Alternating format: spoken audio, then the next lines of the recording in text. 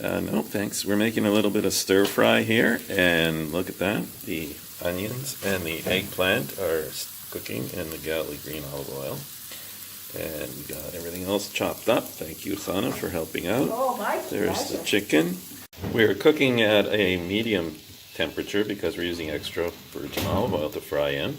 And we're going from the longest to cook to the shortest to cook. So we've done the onions and we're working on the eggplant, and now I've added in the red peppers. And then it's going to go the zucchini, and then the mushrooms, and then we'll do the chicken last.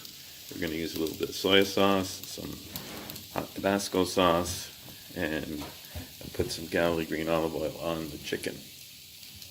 And there we go. It's all ready, all stirred up. Chicken's been fried. Everything looks yum delicious. Added the tamari sauce, a little bit of pepper, a little bit of hot sauce, and ready for dinner.